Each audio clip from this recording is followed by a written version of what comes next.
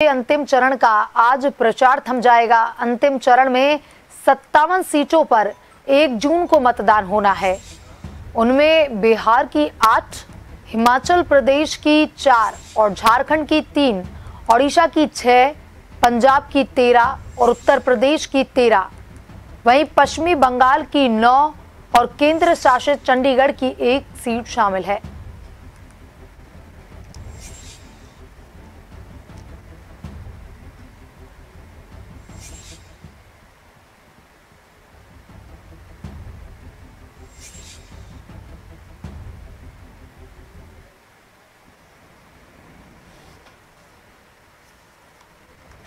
और इसी खबर पर ज्यादा जानकारी के साथ हमारे संवाददाता विवेक हमसे लाइव जुड़ चुके हैं। विवेक, अंतिम चरण 7वां चरण जो कि 1 जून को होना है, लेकिन उससे पहले आज प्रचार का जो शोर है वो शाम 5 बजे थम जाएगा। इसके बाद 1 जून को 7वें चरण का मतदान होना है और 4 जून को रिजल्ट घोषित किए जाएंगे। अगर बात करें इन 57 सीटों की, जो 1 जून को 57 सीटों पर मतदान होना है, कई दिग्गज चुनावी मैदान में है।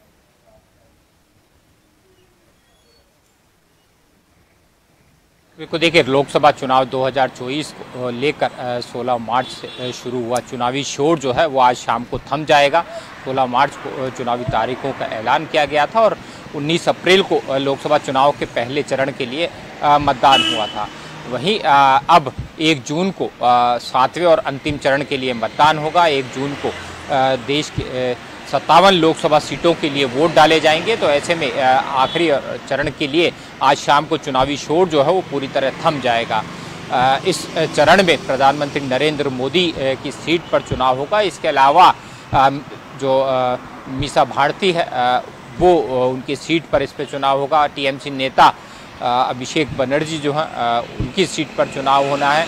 इसके अलावा कंगना रनौत और भाजपा नेता रवि किशन की सीट पर भी इसी चरण में चुनाव होना है। तो काफ़ी दिग्गज जो चेहरे जो हैं वो 7वें चरण में उनका भाग्य जो है वो 1 जून को ईवीएम मशीनों में कैद हो जाएगा। सबसे बड़ी बात कि 2019 में जब लोकसभा के चुनाव हुए थे तो इन 7वें चरण में जो 57 सीटों पर जिन पर वोट डाले जाएंगे, इन 57 सीटों में से 32 सीटों पर एनडीए प्रत्याशी जो उम्मीदवार थे उन्होंने यहाँ पर जीत हासिल की थी। इस बार जो 7वें और अंतिम चरण में 57 सीटों के लिए 900 से ज़्यादा प्रत्याशी जो हैं वो चुनावी मैदान में है। अब देखना होगा कि आखिर किसके दावे जो हैं वो सही साबित होते हैं, क्योंकि लगातार देखने में आया था कि पहले चरण से पहले ही भाजपा इस चुनाव में 400 प्लस सीटों का लगातार जो है दावा करती नज़र आ रही थी। और दूसरी ओर इंडी गठबंधन जो है वो यही दुहाई दे रहा था कि केंद्र सरकार के खिलाफ जो है वो जनता का गुस्सा है वो इस बार ईवीएम मशीनों पर निकलेगा और इस बार बुरी तरह से एनडीए गठबंधन की हार होगी। लेकिन जिस तरह से लगातार पहले चरण के बाद लगातार जो 6 चरण अब तक हो चुके हैं उनमें मुद्दे बदले और सियासी हवा जो है वो भी बदलती हुई नजर आई, लेकिन फिर भी प्रधानमंत्री नरेंद्र मोदी के नेतृत्व में तमाम भाजपा नेता जो है वो 400 सीटों का लक्ष्य जो लेकर चले थे उस पर अड़िग नजर आए। लेकिन अभी देखना होगा कि आखिरी चरण का जो ये मतदान 1 जून को होना है, इसमें किस तरह से जो है चुनावी हवा अब रहने वाली है, जनता का क्या मूड रहने वाला है। क्योंकि जिस तरह एक के बाद दूसरा दौर जो मतदान का हुआ उसमें सियासी हवा जो है वो बदलती हुई नज़र आ रही थी, मुद्दे बदलते हुए नज़र आ रहे थे, नेताओं के बयान जो है वो भी बदलते हुए नज़र आ रहे थे।